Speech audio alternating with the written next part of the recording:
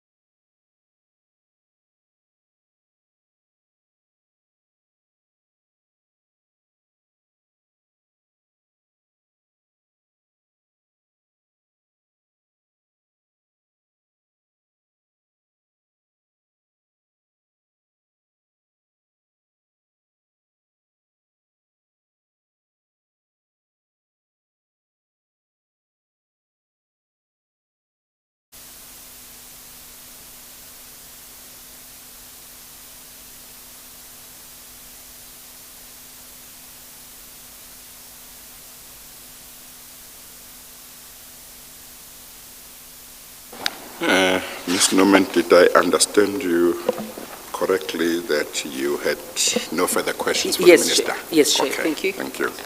Okay. Minister,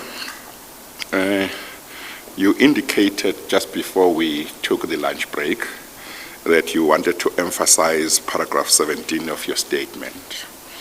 That paragraph reads, at that time, he, that is Ambassador Nkoana, also had a top secret clearance certificate, therefore meeting all the criteria for the placement.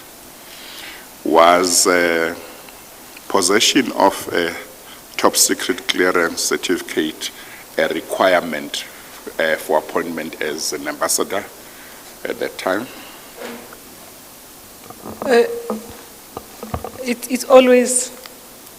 It will always be, because we want to try and cleanse as much as we can, or know who we are sending as much as we can.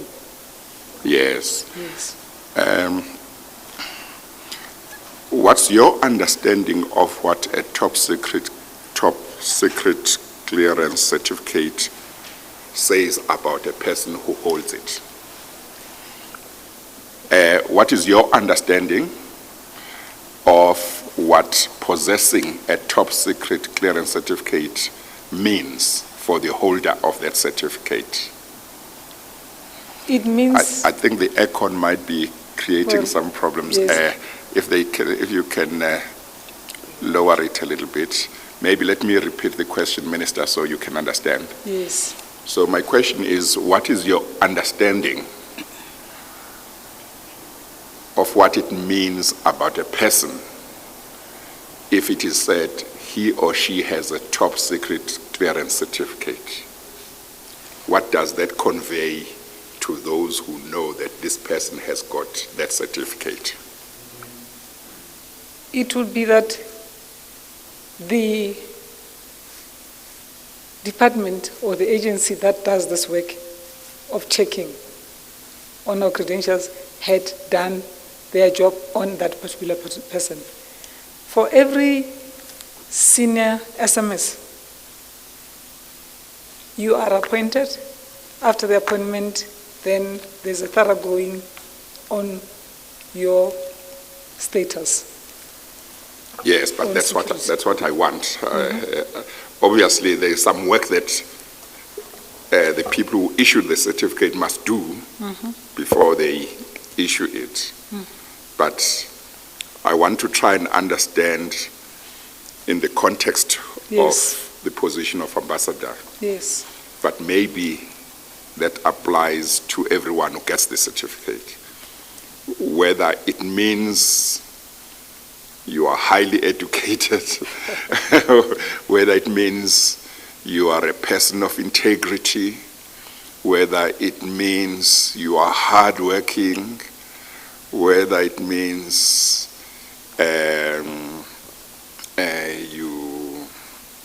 you are very particular about doing your job the right way.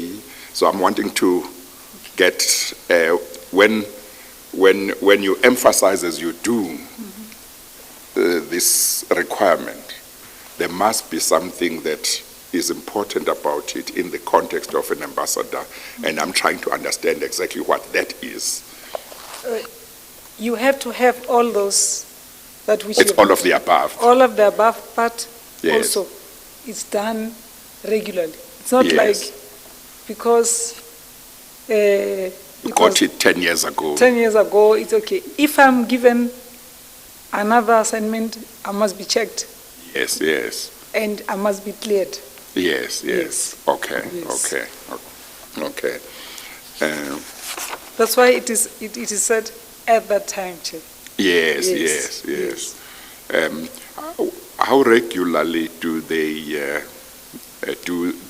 redo them? Do you know? Or at that time, did you know how regularly they would do them?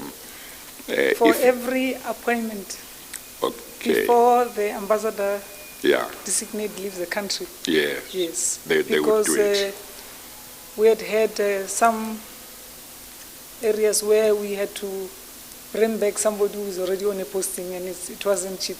Yes, Yes. So every nominee yes. had to wait for that clearance.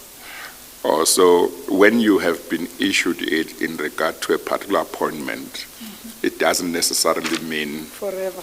there is going to be, they'll do another checking after a year or 2 or 3. It just means you have it until there is another appointment. If there's another appointment, then you must be subjected again.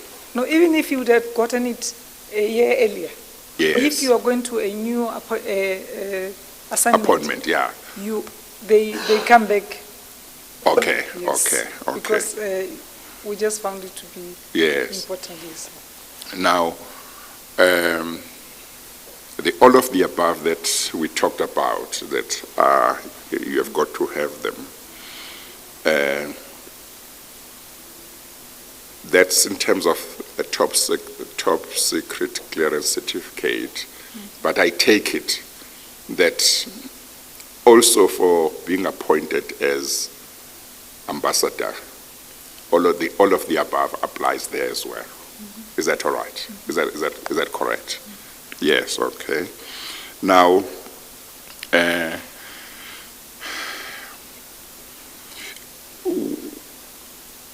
in your own words, are you able to tell me what the factors or requirements are that are expected to be taken into account before a person is recommended to the president for appointment as an ambassador? Now, I know that maybe some of the above that we have said apply, but I just want you to, in your own words, to say these are the factors or requirements that, as far as you understood at the time that you were Minister of International Relations, were applicable. That you can stand for your country against all odds. That you can serve your country. You can serve and stand for the interest, for the national interest of your Of country. the country, yes. Against All odds. Okay. Yes. Okay. That's That's the overall one. that's the overall. Okay, but you You say included in it. Included in that, Chair, I did say earlier on that if we know that you can or you have accepted an airline ticket not 2 years ago, but where you serving in that foreign country, you come back. If you accepted a An foreign airline ticket. ticket from Cape Town to Oh, Durban. okay, you come back immediately. No, yes, you come back. Yes, because that's Already. unacceptable. So yes, because you cannot be, you're a guest. You are there to build relations.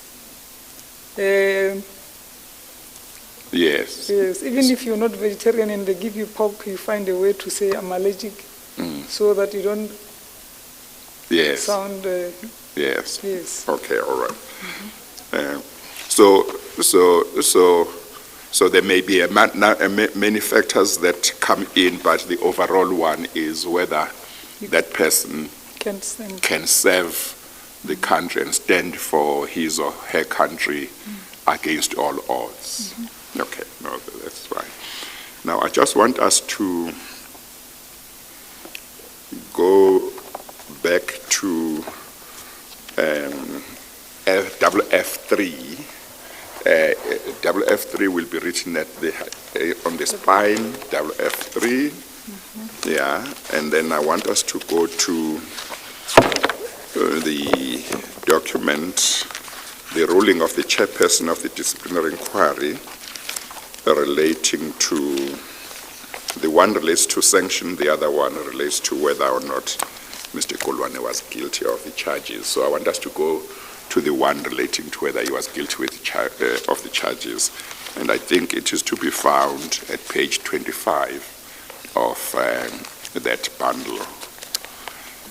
If you need assistance, somebody can come and assist you. I think approach the minister and assist her.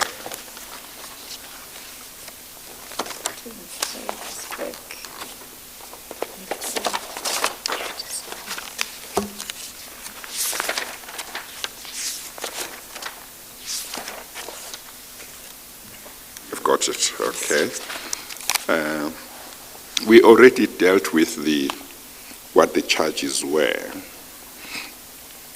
and they included charge 2, where the chairperson recorded at paragraph 10, which is at page 26, that it is alleged that the employee misrepresented facts in an endeavor to procure the illegal and unlawful and or wrongful lending. And that refers to the lending of the commercial aircraft at Waterkloof. In paragraph 3 on that page, the chairperson records some objection that Mr. Nkoana seems to have expressed. And then at page 27, he refers to the fact that the employer representative argued that the charges are as stated above, and the evidence in support of the charges was intended to show the employee the evidence that was going to be led to prove each charge. Then under 4, he says the parties asked for the adjournment of the proceedings in order to deliberate among themselves on the point raised by the employee. Then at paragraph 5, I think 5 and 6 are quite important, and 7. He says, when the matter resumed, the employee informed me that he is ready to plead to the charges as captured above, with the exclusion of the facts and evidence in support of the charges. And then in 6, he says, the employee pleaded guilty to all 3 charges. I went through each charge in order to satisfy myself that the employee understands the elements of each of the charges. The employee persisted with his guilty plea on each charge. Then he says under 7, I consequently find the employee guilty of charges 1, 2, 3. Now,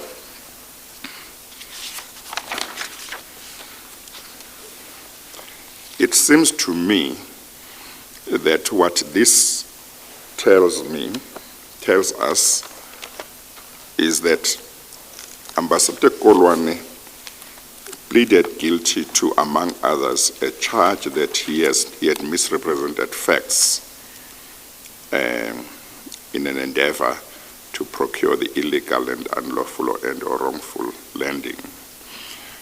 My understanding of his evidence, because he did give evidence here, I did not understand him to dispute that part. But also, one of the things that he said when he was giving evidence here was that he admitted that, in effect, he had told some officials that the president knew about the aircraft that was going to come and land, or had given instructions, or had put him under pressure. One of these might be wrong, but in effect he admitted that he had conveyed to certain officials at Waterkloof that the president knew about what he was trying to get them to do to facilitate the landing of the aircraft. Now, and he said here that that was not true. In other words, what he had told those officials was not true. My understanding is that that's what he also said in the disciplinary hearing. I think when he was here, he may have said, he said the same thing at another forum, and I can't remember the committee that he talked about, what it is called. Now, it seems to me that he had been dishonest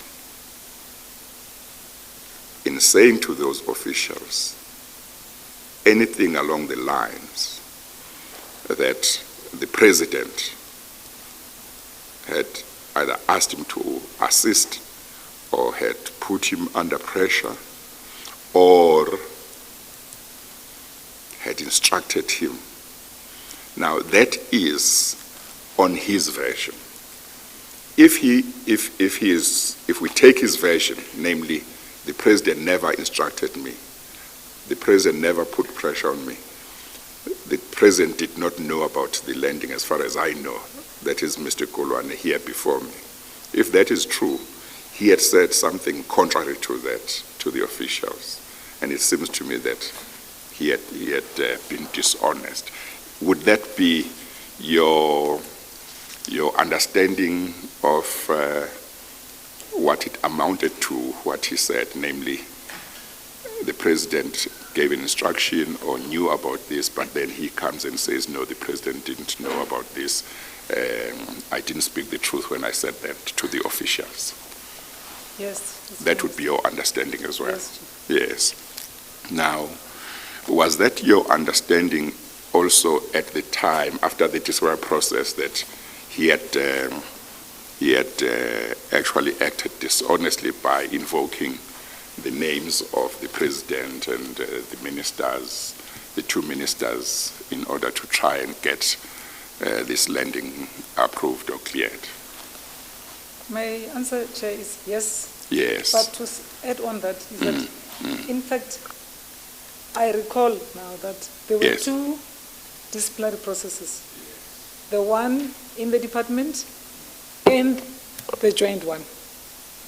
So none of the two disciplinary processes had said, let's punish beyond this. So because there were two, one was the JCPS, one was the departmental one, none of them had concluded that he needed to be either fired or, sent to jail or something. So what leg would I have been standing on when they said now he had served the term, he's back in the department. So what do you do with this DDG? Because none of those two processes could strip him of the status that His position. his positions. So, because, I mean, if I had stolen, I go to jail. So, the person confesses.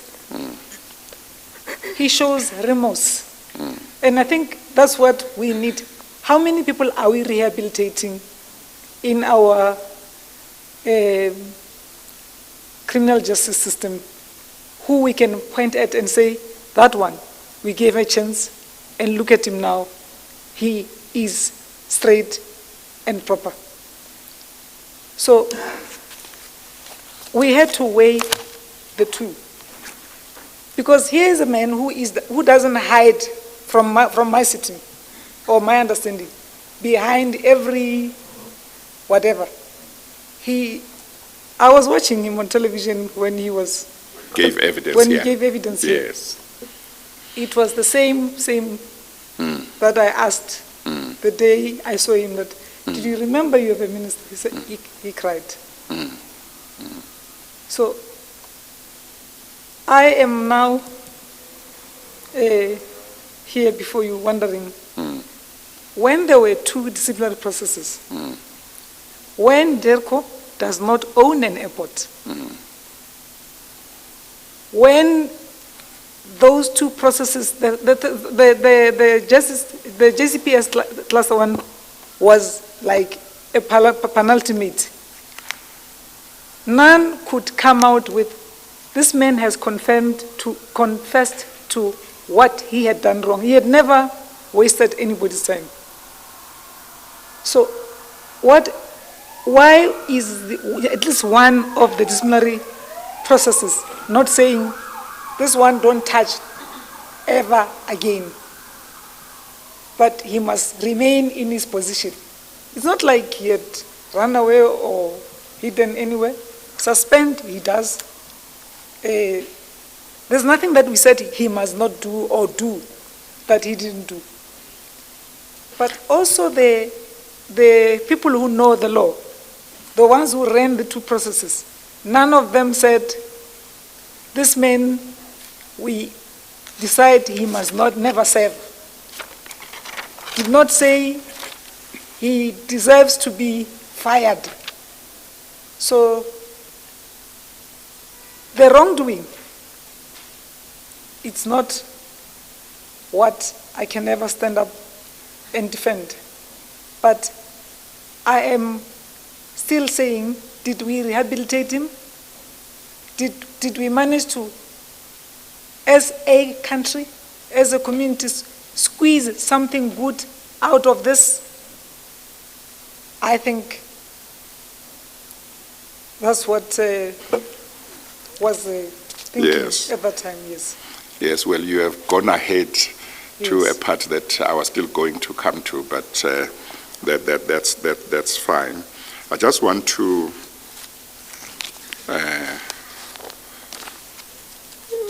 read some excerpts of how one of the witnesses who came here, former Minister Ramatloti, viewed this whole Waterkloof landing. I'll just read some excerpts from his evidence. He says, now my attitude, I did not know these people.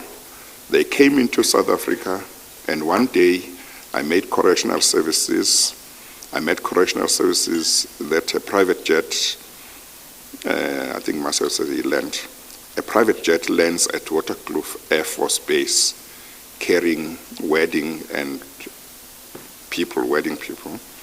That for me was the last insult. I mean, it was a step at the back for those who died, because there were many who died when I was there with them. That we should get foreigners, they come in here and then they land a wedding charter in our Air Force Base. So we had a meeting of the security cluster because I was sitting in correctional services. I told my fellow ministers that this is the last insult. We cannot happen, this cannot happen in our country. From then inside, we told the president, do not attend that wedding. Do not do it, because you have just messed up. And then later on, he was asked whether the president did attend, and he said no. Only did they land there, or not only did they land there, they actually got even the escorts of the security, everything to that place there. And then later, I put a question to him. Was it your understanding that the landing of those aeroplanes there could not have happened without his knowledge or approval, or not necessarily? I'm just asking that because you are saying you said to him, you know, I think you must tell me if I did not hear you properly. You said to him, you have messed up. This is not acceptable. This is not done, or something like that. Then Minister Ramkloti says, we said to him, Mr. President, it is unacceptable that a private jet carrying wedding party from another country lands at our Air Force Base. We had fought for this space to be under our command. So it is not acceptable. So do not grace this thing by going to the wedding, in addition to what has already happened. And then he said, I had a feeling that it could not happen without his knowledge. And in fact, there was talk like that because the chief of protocol in the presidency, Ambassador, I forgot his surname, he was in Holland now, because after that he had to be redeployed to Holland. And then later he says, so apparently that fellow got a call from number one, as they call him those days. And then he says, then he authorized the landing. And then he says, he was asked, where did you hear about that? If I may ask, how did you learn about what you have just told us that number one was called? Then he says, well, we have meetings in the ANC. We spoke, most of us.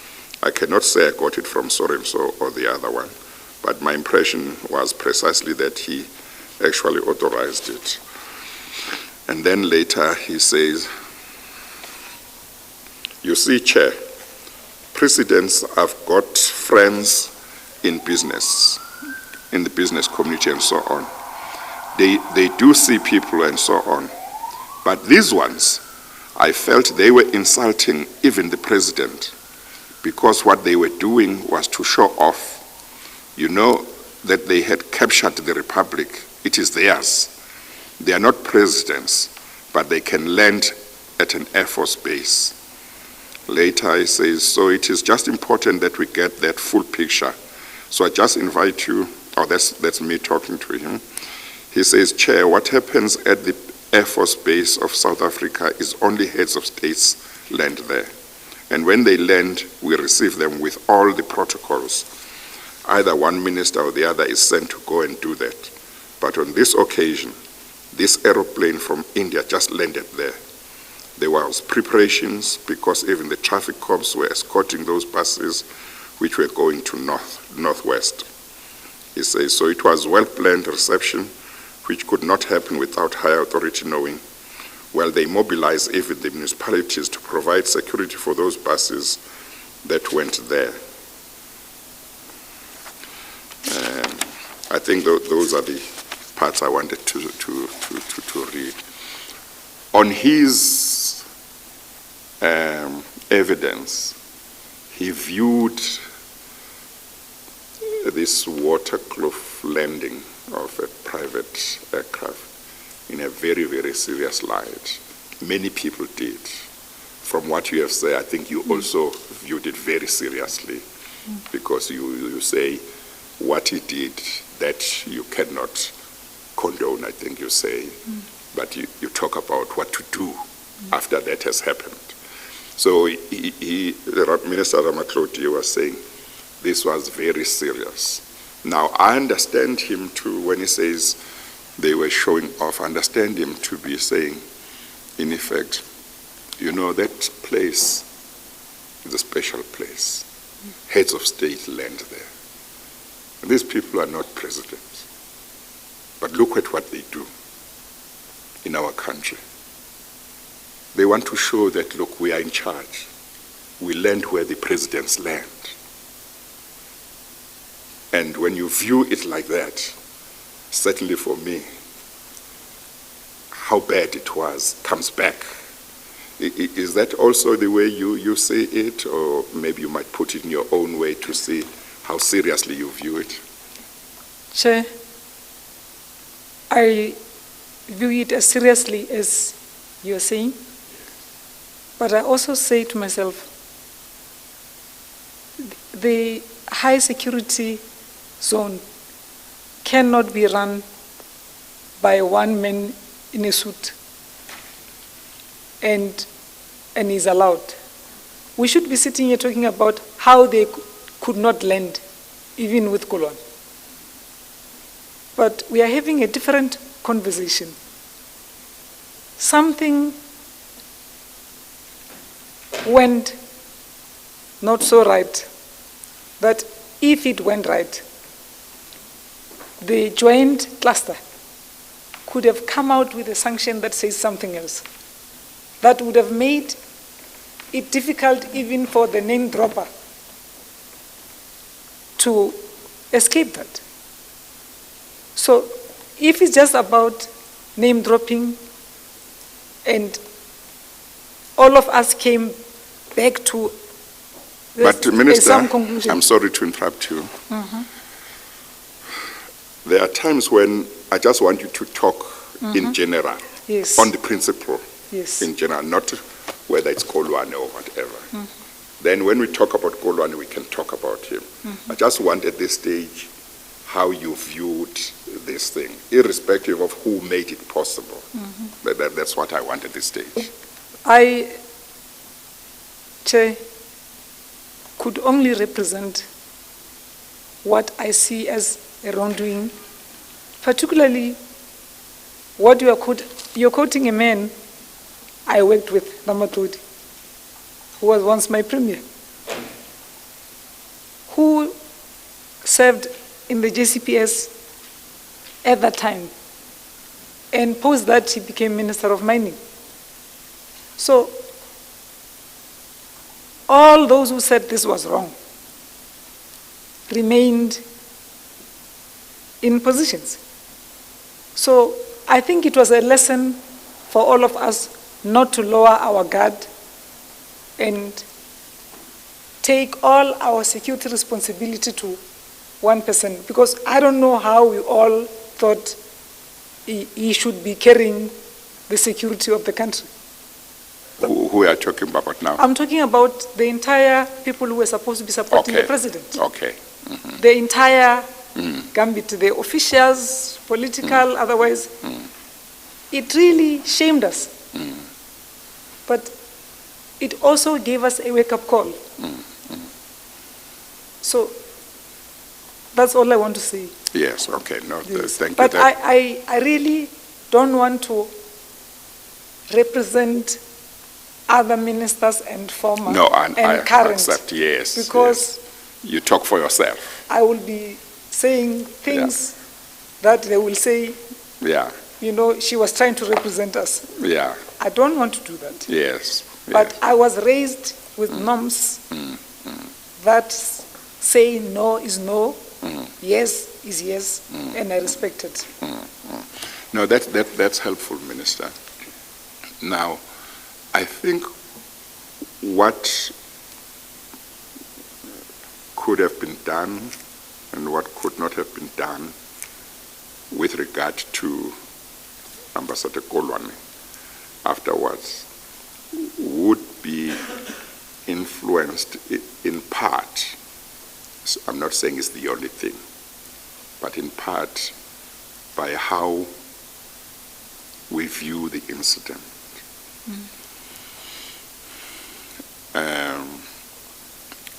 That is at one level. Then there is the question of him having misrepresented facts in order to get the lending to be approved, as I understand his position. So,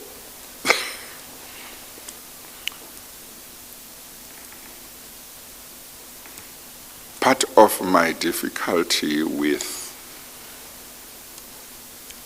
your decision to recommend him for appointment as an ambassador stems from this, that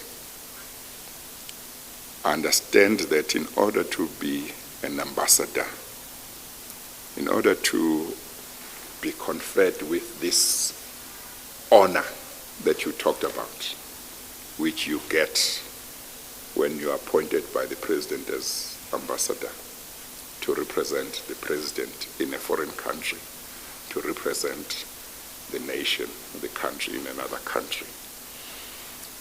That honor requires that at least you must be somebody of integrity. You must be somebody who is honest.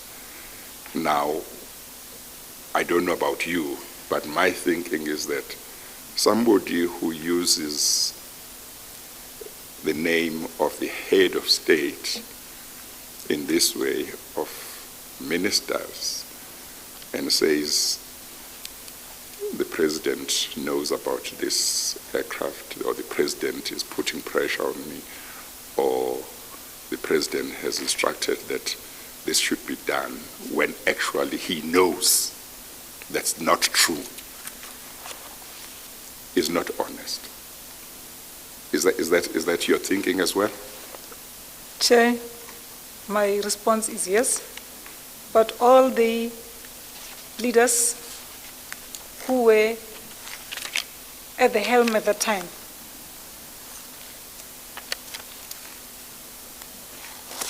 will say, I think, I'm talking particularly about ministers, there is a sign of, there's at the end, the one who must say yes and no, after 2 disciplinary hearings, could not say, take this man to jail.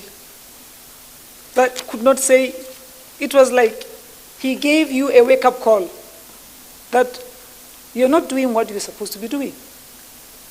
So, how I wish we could be sitting here and I am responding to how the JCPS cluster, how everybody who had a view on this matter had suggested something else, and there was no discussion about a DDG going back to work. Why are we not equally worried about what does a DDG do in a government department? I believe all departments are sensitive, and the little I know is that in the absence of a DDG, in the absence of a DDG acts. So the entirety of government was still okay with him serving as a DDG. So I agree with you fully, but I think we even saved that space by just removing this person out of that big responsibility of still being sitting here in the area. But he also helped us by confessing. He didn't have to jive and bring lawyers and things and run this way or that way.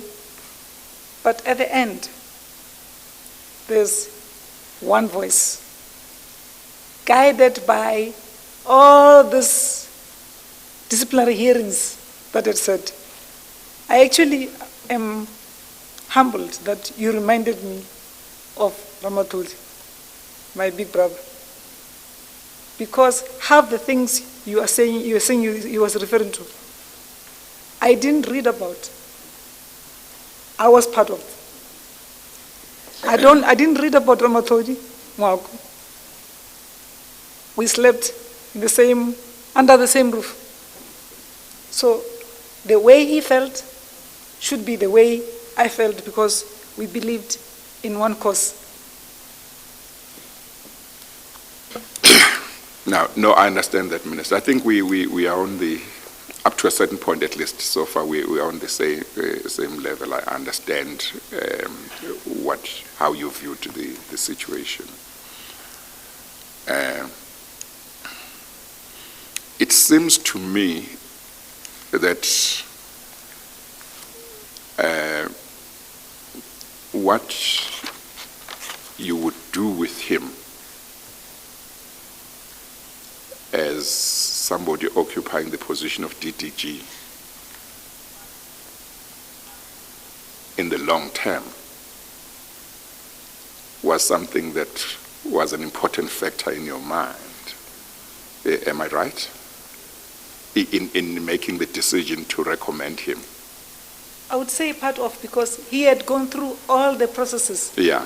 The disciplinary hearing of the department, Yeah. and of the joint security cluster. Yes. None of them said take him to jail, Yes. Now but send him back to the department. Yes. Let's talk about the joint security cluster. I don't know whether that was the correct term for the committee, but we know which committee we're talking about. My understanding is that they were investigating what the facts were. Excuse me, I haven't refreshed my memory on their report recently, but I don't think they would have had power to say he must be dismissed or not. And I doubt whether in their report they would go that far, because they were not the disciplinary committee of the department. Yes, sir. So to the extent that you say there were two disciplinary hearings, and you mentioned that committee, that might not be correct, because they were not a disciplinary process. You accept that. They were a fact-finding committee, not for purposes of disciplining anybody. My understanding is, in fact-finding, you could also document that, if things were equal, this could have happened. You can't say, I'm fact-finding, but you are running very serious security of the matters of security in a country. And we just say, no, everything else can go. Let's ask this woman, why did she recommend this man? But he can be left loose, even with the fact, they were not fact-finding period. They could not lock him up, but they could have made it easy. They could say he should be, they could say something along the lines that your department should consider initiating a disciplinary process. They could say that, I would imagine. We had already, in fact, Chair, yes, we were ahead. Or you were already? We were ahead because Okay. we appreciated Yes, the ferocity yes, of the matter. yes. Yes. No, but what I'm saying is, it wouldn't have been their place to say what the sanction should be for him in circumstances where there was a separate disciplinary process that would deal with that issue. It wouldn't have been right for them to, that's what I'm thinking, and you can just tell me, Chair, for them to preempt. Chair, I am listening to you, Yes, and I'm listening to what you say my brother said yes, here, yes, and knowing him.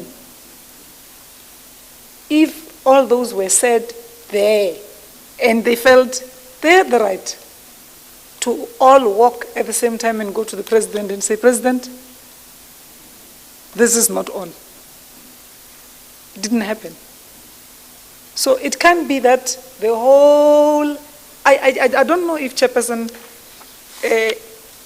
indeed we can say the security of the country can be relegated to one individual and we say we are all safe.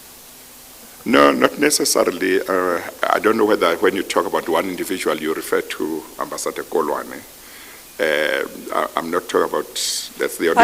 I'm yes. actually not referring to him, but I am saying Yes. the reason why we should be having so many of us guarding the interests, security, economic well-being of our citizens is that all of us take this 24-hour job serious.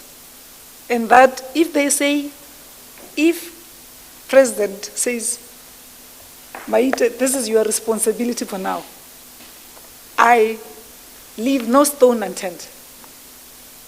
And I can't have somebody visiting and doing something and I explain later how that person used name dropping and so on and so on. I don't want to get into that, Chair, but I'm just saying that I think maybe we need to do more to be secure, all of us. Well, you see, you see, Minister, part of what needs to be done when a problem has arisen, when something like this Waterkloof landing has happened, is to establish the roles of different people in order to see who didn't do his or her job properly. And we are not going to see that if we don't look at the roles of individuals, we just deal with people collectively. We've got to see, what did you do? What were you supposed to do? Did you do what you were supposed to do? Did you not do what you were supposed to do? Why did you not do what you were supposed to do? Because we've got to find out, how did this happen? I don't know about you, but on the evidence that I've had, and what I'm saying about some of these things is what I'm thinking at this stage, and it's not my final thoughts. They are not my final thoughts. My final thoughts will be when I finish the whole work of the commission. But part of what I'm thinking at this stage, provisionally, is that whatever we say, Mr. Kolwane played, to say the least, a very significant role in enabling Waterkloof landing to happen, because he told certain key officials something to the effect that this is what the president wants. So we are therefore legitimately trying to inquire if this is the role that this person played. And subsequently, he was appointed as ambassador, a position with such honor. What was the understanding of those who had a role in his appointment? What were they? What did they know about his role? And what was their perspective? Maybe they saw matters differently. And that's part of the reason why I'm trying to benefit from your own perspective to say, look, I was the minister who made the recommendation to the president. This is what was in my thinking. Yes, I see that what he did was very wrong. I see actually that maybe he played a very significant role. But nevertheless, this was my thinking. So I think we are one at saying he played, to say the least, a significant role in enabling the landing to happen. We are one on that. Yes.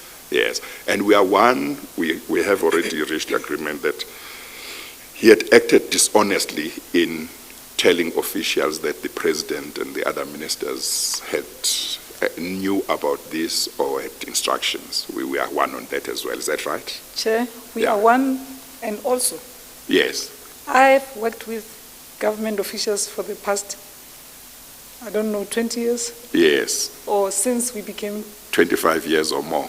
Yes. Yes. They can actually exhaust you, Minister, in demanding paper. Yes. So how telling Yeah. could make everybody believe, actually says, like I said, officials should have taken responsibility together at that time. We suspended him without pay. We put him on his file for 6 months, something else that says this man must be washed. But when he has to come back into the department and become the same, not chief of protocol, but DDG, we felt maybe if he's somewhere in a corner, we can be thinking straight. I think lessons learned is, what do officials do with paper and processes where they can actually frustrate a well-meaning minister? Or what can they not do by just saying, we were told, this one told this one that, this one told this one that, and one person becomes the teller of the stories, others are okay because the outcome of our process was about the official in the department. But as Chair had said earlier on, we almost put the country at risk. It could have been bigger. But if there was no post-mortem that says, besides giving this man all the powers again, be a DDG, and let's go all be happy. Who else was interested in doing, how do we post-mortem deal with the security of our country? Oh, I'm sorry, the mic was off. Oh, sorry. Yes. Continue. Yeah. I'm saying that lesson learned would be that we need to secure ourselves with our learned officials. So, if we had recommended that he go somewhere, and they were serving the same cabinet, they could have said no. This man didn't leave the following day. There was 6 months in between where if anyone had a feeling that he should be stopped, could have. They were all there, and just the nomination alone of a person who everybody was happy with him going back to where he came from. I don't know whether this contrition, this sense of remorse could have borne some few or little fruits for the country. But I think lesson learned, we haven't, I don't think we are, I don't know if this through your process we will say lesson learned. Let us use bureaucracy for the good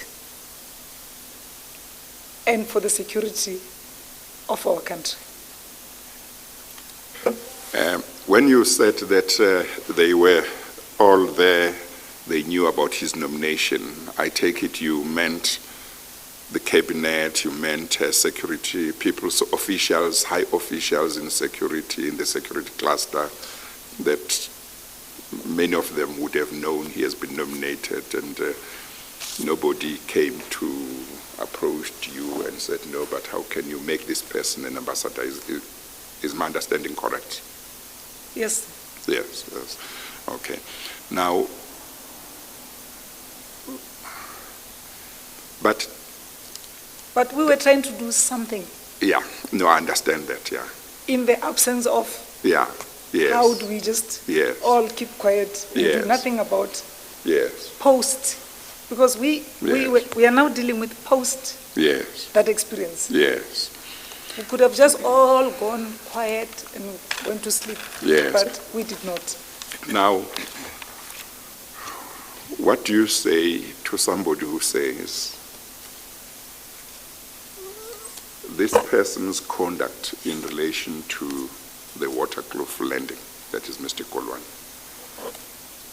and the findings made in the disciplinary inquiry, including his own plea of guilty to the charges that included misrepresenting facts, telling officials that the president knew about this or wanted this to happen or something to that effect, that this person lacked integrity and therefore lacked an important requirement or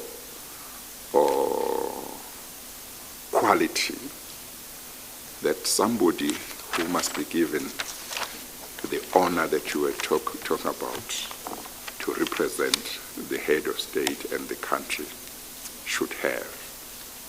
This person did not have this very important quality, and therefore you should not have recommended him. What do you say to somebody who says that?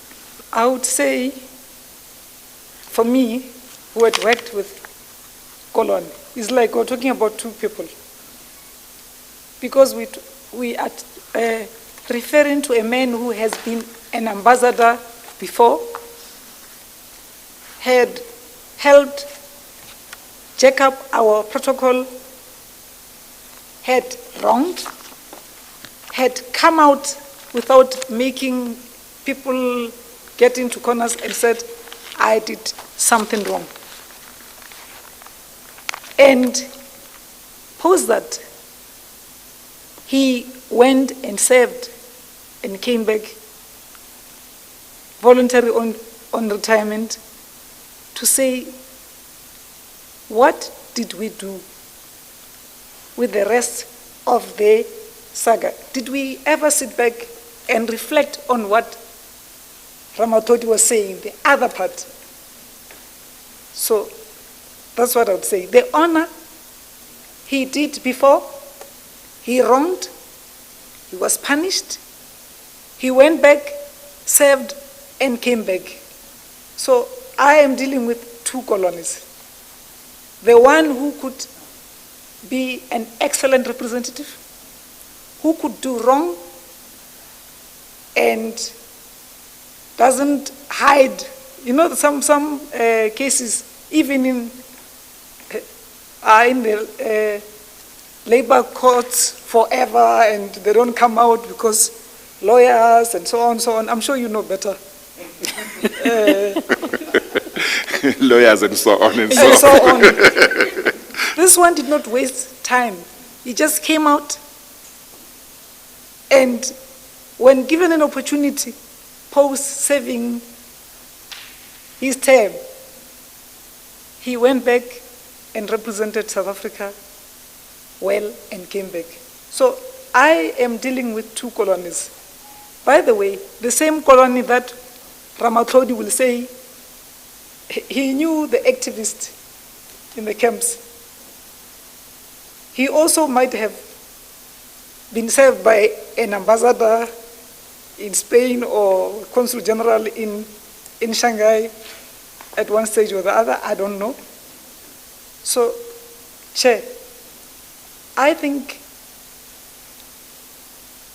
we are dealing with a case that needs lessons to learn. But do we like to chase those who come out and confess? Or do we like to protect those who hide and make us to go on a wild goose chase? And the security of our country is overexposed. I think this is an opportunity for us to reflect. What about this? That there are certain things that if you are guilty of, that if you have done, are such that it doesn't matter what academic qualifications you may have. It doesn't matter what good you may have done before. But if you have done that, you don't deserve certain appointments. You don't deserve certain honors. Not that your track record is not being recognized, not because your high academic qualifications are not being recognized, but because somewhere a line must be drawn. You can't, for example, say, I admit that I have raped this child. Yes. But because I've admitted, and because I was in the struggle, because when I was working in that job, I did so well, please just give me a suspended sentence. You have to go to jail. So I think some of the people in the country would look at Mr. Kolwane's role in the Waterkloof landing incident and the seriousness of the Waterkloof landing incident and his dishonesty, using even the name of the head of state to achieve what he wanted, to shame the whole country and say that person did not deserve to be given the honor of representing the head of state of this country, no matter who the incumbent is, the head of state of this country, and to represent us as a nation in another country, because that's a special honor. That should never have happened. And we don't understand how Minister Nkoana-Mashabane recommended this person against this. Please use this opportunity to deal with somebody who might look at it that way. I would say to South Africans, mothers who are dealing with gender-based violence and femicide, that we need to be truthful and deal with issues at hand, and start with dealing with the most immediate at hand. The appointment of an ambassador, it's the responsibility of the head of state. Recommendations come, whoever is incumbent, the buck stops with whoever is the head of state, and who does he want representing him wherever. But we should help our leaders, as you said, that we deal with issues together. Not that when it gets tough, we lead by taking corners. I cannot overemphasize that point. Let us assume that you were still Minister of International Relations now, and the facts relating to Waterkloof had happened 12 months ago. Would you, and Mr. Kolwane had played the role that we now know he played, would you have been able now to recommend him for appointment as ambassador? For all the officials serving in our government, if they have been so wrongful, they need to go to jail. If they had served terms, as you said, correctional services, how do we rehabilitate them? By them doing what they're good at, or by sending them to the gallows for having been wrong? I think there we can be assisted by law experts as to what does our constitution and labor laws say. Once wrong, you go to the gallows, even if you've shown remorse. When we are unable to deal with people who are raping and maiming our mothers and children at this hour, we have challenges. You'd said earlier on, Chair, you thought we'd finish before break. We spent the whole day here with your patients, dealing with the matter of 2013. I don't know when I get out of here how many women would have been slaughtered.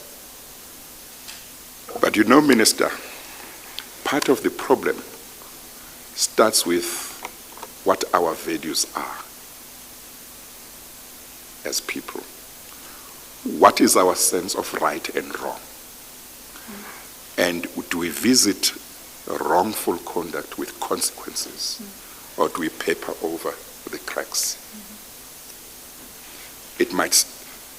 We might be dealing with gender-based violence, people raping children, people raping women, people raping elderly women who can't defend themselves. But it may be starting somewhere. What are our values? What values do we insist on? What are the standards that we insist on? Is the standard that we insist on that somebody can say the head of state said we must allow this head of this aircraft to land here, and therefore influence other officials to think the head of state wants this to happen, and something that shames the whole country happens. And when it has happened, we recommend that that person who admits to having done this, knowing that it is wrong, we say to the head of state, give him the honor to represent you outside the country and to represent us as a nation. The head of state, even as I'm sitting here, can take advice, can appear, and I've seen him appearing for my head of state here in the commission. I think some of the questions can be referred to him. Some members. But No. Having said that, Yes. a cluster of ministers cannot all be happy with just saying we had officials who almost compromised the security of the country to one man. But he is the person who, when certain officials in Waterkloof were saying this is not right, where is the not verbal? As I recall the evidence, he is the one, according to some evidence, who said it's got to be done, or words to that effect. The president or number one wants it to be done, or something to that effect. You know, Chair, earlier on I was asked, how long did I serve as a diplomat? I have used the services of Waterkloof as special envoy for 9 years. But not on one trip did those who ran the airport never asked for a documentary proof that I was going to land there or take off from there. They asked for documents. I can show you a pile of letters. Every trip whether I'm going to land at 2 a.m. in the morning, whether I'm going to take off at 2 a.m. in the morning, there will be a documentary proof that I had applied to utilize that space. So the uniqueness of this one and just collapsing it into the recommendation says something about all of us, because I know Waterkloof. I have used the services of that airport, and I had had officials who worked with me writing every minute, every hour. If the president says, you go there, there's no time to be, except to pack the bag, to be asking questions. And that's how I ended up having to utilize that place, but with a note, so that they can record. But on this unique one, everyone wants to just say,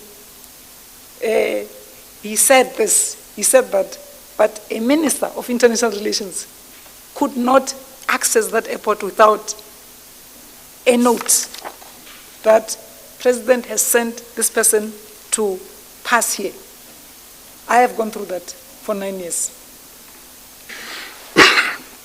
Not by telling, by signing off. Yes. Well, I can tell you, Minister, that the legal team of the Commission, if I understand correctly, they were looking at what the practice was, what normally happened at Waterkloof. Maybe there was some evidence that was given, or maybe it's still coming. I know that we are not done with all the witnesses relating to the Waterkloof landing. There is one witness who is still coming. But anyone who thinks that the evidence we have about Waterkloof maybe is one-sided, or is not complete, or doesn't give us a complete picture, they must feel free to make evidence available to us to make sure that we have a complete picture. I do want to have a complete picture. I don't want to have half a picture. That's part of the reason why I wanted to hear your own perspectives before we move forward about your decision to recommend Mr. Kolwane. And that's we have dealt with it. But I think the important thing is that you have been able to indicate your perspectives. I think there's one or two things that I want to check.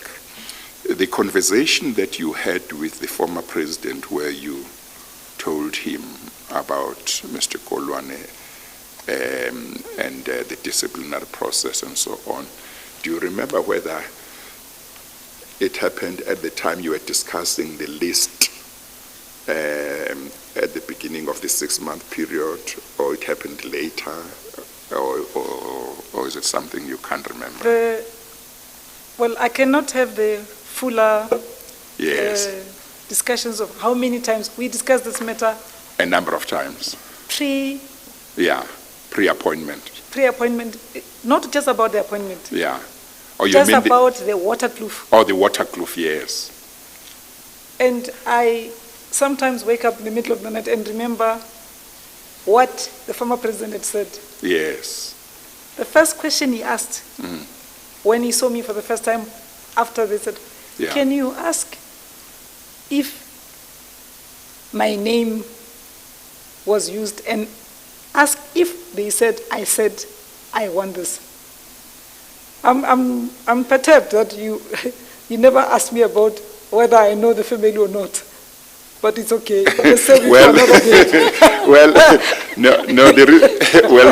Well, I can tell you this, Minister. Before we started in the morning, I thought whether we should ask you.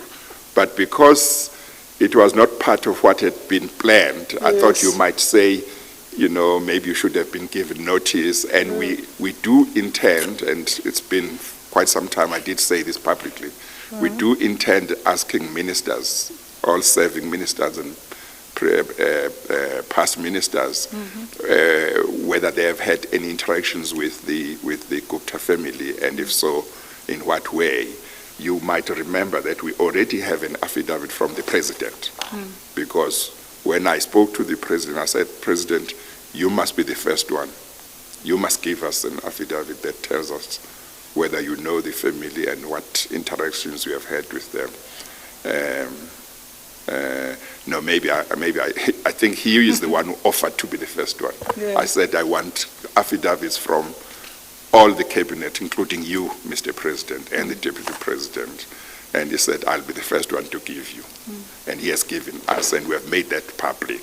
So it's not like we were not going to ask you, but we thought, because we didn't notify you about anything, we said this is what we are talking about. Maybe you would feel it's unfair, so let's wait for the process where you will give us an affidavit. Chair, I would be glad to do that because Yes. I served Yes. as an ambassador Yes. of South Africa In India. in India. Yeah. So, for Yes. another day.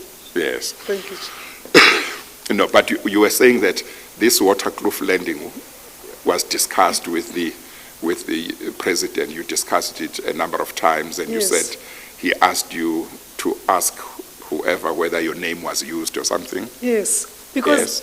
the first time I had a conversation with him, he looked very, very angry. On the third or fourth day, he was to fly to Brazzaville, and things were still being disconnected there. Yeah. He stood there and shook his head. And I felt a little bit sorry for him. But having said that, we have an opportunity to get our security proper. But when it's ministers, right. When it's an official, no, this one must tell that one, this, that. Presidents come and go. But South Africa must remain secure for South Africans. Yeah. Yes. So you say he was at some stage quite angry about his name being used in this way. That's the reflection I That's saw. the impression you got. Yes. Yes. But yes. At the time that you made the recommendation and you had the discussion with him, did he not say anything like, how can you recommend this person who lied about me or who misrepresented things well, about me? he asked, Yeah. and we said we can have different standards for some officials and different standards for other officials. Because, like I said, he was one of the 17. So we spoke a little bit with Todd, Chair, with your permission, and spoke about gender-based violence. We haven't asked the profile of all the serving ambassadors as to who did what, when, where. A few months ago, Minister Mkunu organized a march from the center of the city of Pretoria to the union buildings, where men were to sign off that this will not happen in their name. By the time we arrived at the union building, I had 3 women surrounding me, crying. And they said, we are not going back to our homes tonight because here we are marching with those who had made our life hell. We've watched our children raped. We've been raped by them, and they're here with us. I tried chasing that case. I don't know what had happened. I had people from your place and everybody who were marching. I looked at those women and I felt I needed to get a bathroom and wipe off a tear, because I am not going to sleep where they're going to sleep. I don't know whether they're still sleeping where they should be. So the amount of time you have given us is highly appreciated, but our platform is burning. So it's true that we must check on characters of people, but I think we must also check on our corrective is it Department of Correctional Services? Yes. Whether we are correcting people, but I'm not here to speak on behalf of other departments. But we could not have gone through this far with the only thing that you do is you had admitted, but we don't say, let's go further, because we respect ourselves. But so, why is the nomination the only issue? Well, it's the only, well, maybe it's not the only issue, but certainly with regard to you, it's an important point of discussion because Yes. you made the recommendation. Yes, And I want to understand yes, what your perspectives are, Yes. is or are, because for me,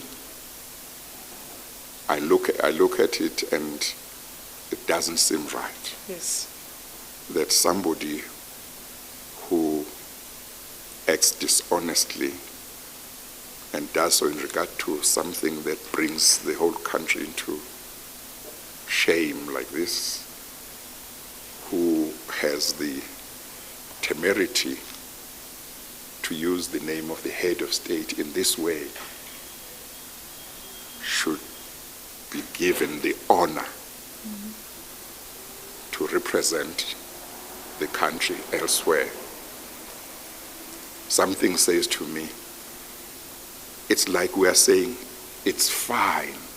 Even if you don't have integrity, we can give you the honor of representing the head of state in another country and of representing us. And you say, could there not have been other people who have this quality of integrity, who could have been given that honor, and maybe he could have been dealt with in another way? So, but I say all of these things because, as I've been saying throughout today, I want your perspective, and these are not my final thoughts. I want to benefit from how other people, including yourself, viewed this. But from my side, that's how it appears, and I wanted to benefit from what you have to say. thank you, sir. Okay. Thank you. Thank you. I don't know if there's anything arising, and I know that counsel for the minister is pressed for time. Yes, no, Yes, nothing else. there's Yes, no, nothing. nothing. Thank you, Chair. Yes. So, but just to round off as we close, so the position is that you are saying the president at the time was fully aware of the role that Mr. Nkoana had played in the Waterkloof landing, including what had happened at the disciplinary processes, disciplinary hearing, but and he was angry at some stage, at least, as far as you were concerned, about how his name had been used. But you said to him, it would be justified to appoint Mr. Nkoana as ambassador because of a number of reasons that you have articulated today. Is that right? Yes, sir. Yes, okay, thank you. Thank you.